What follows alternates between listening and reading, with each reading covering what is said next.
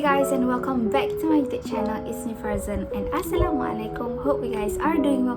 So hello and welcome back. Welcome to the second episode of A Shift from PFP to Year 1. Before that, I would like to deeply apologize for not uploading this content a week after the first episode. The reason being is that the previous content was something that I really want to set for, and is to learn more and actually get some tips from the seniors.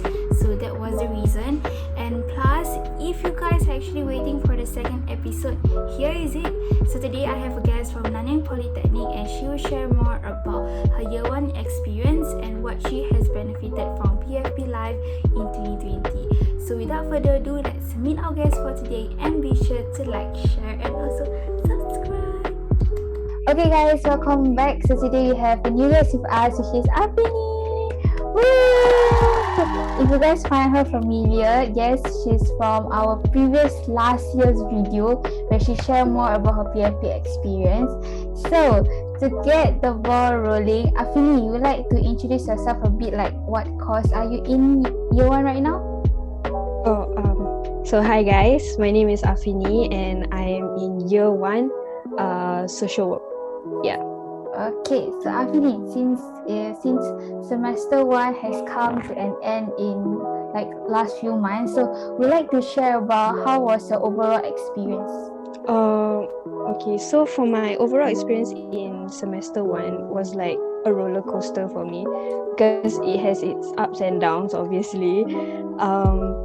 So actually during the first few weeks of the semester, right, I felt a bit weird working with like people that is not my age, and because like most of them are younger, and there were also like a few of them that are way older than me. So it felt kind of weird working with them because I was like really used to like just working with people that are the same age as me since like secondary school and also the PFP year.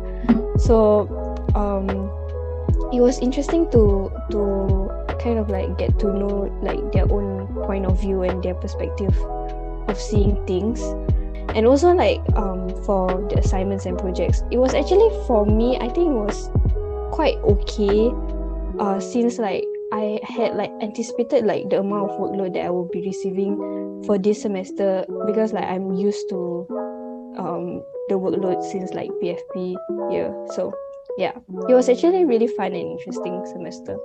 Okay, that's nice to hear. So Afini, since you're in psychology, we'd like to briefly share about your modules that you went through. Oh, okay. So the modules that I had in semester 1 was pretty it was quite a lot actually. So there was introduction to psychology, and then there's also introduction to sociology, and then there's also like human development over the lifespan, introduction to social work and ethical issues, and communication and personal effectiveness, and also like understanding Singapore, which is like a sub module or something like that. Yeah, so I would like to share 2 modules that I find interesting, which is basic counseling skills and also introduction to social work and ethical issues. For the basic counseling module, right, we will taught the basic skills that we need as future social workers, because we might need to like counsel some of the clients to get to know them. Some of the things that I learned was like how to sit properly and like how to present yourself in front of the clients, and also like come up with like relevant questions to ask the clients, so that, and also like the steps to get the clients to be comfortable with us, to like be more open, so that we can get information from them. Through this module, right, I also realized that it is not easy to keep the conversation going between you and your client, because like you have to think of like the questions you want to ask to the client to get to know them, and also like you at the same time you have to listen to their problems, and also think of like solutions to help your client. So it was like a multitasking in your brain. At the end of the module, I feel that it was really interesting, and I finally know like what goes on behind being a counselor, because like Mm. usually you are the one, talking about your problems to somebody else. Yeah. The second module that I want to share is the introduction to social work and ethical issues. Yeah. So this module was really new to me, and it was really interesting to learn this module. So like this module, there's 2 parts to it. So the first part is to learn about the social work. This part is like we have to learn more about the social service industry and like the different roles of the different social service agencies in Singapore. And like not only that lah, I also learn like about the different schemes in Singapore that Singaporeans or PRs can apply for, and especially for the families who are in need of help. Yeah, and as like future social workers, we need to know like these different schemes to give the best solution for them lah. Yeah, so that's the first part of the module, which is really interesting. And then the second part is about learning the ethics when helping clients. So one interesting that I learned from this part of the module is that I get to learn the kind of like the overview of Singapore's legal system. So like so I learned that like there are many and different kinds of courts in Singapore. So for like example, there is a high court, traffic court, and then there are also like night courts where you go on trial only at night. Yeah, there's such thing. I was like mind blown when I got to know also. So like these different kinds of courts, right, serves for like different kind of cases depending on like fine and like the punishment you get. So okay, what is the difference between a social worker and a counselor? Is there like a big difference between the two?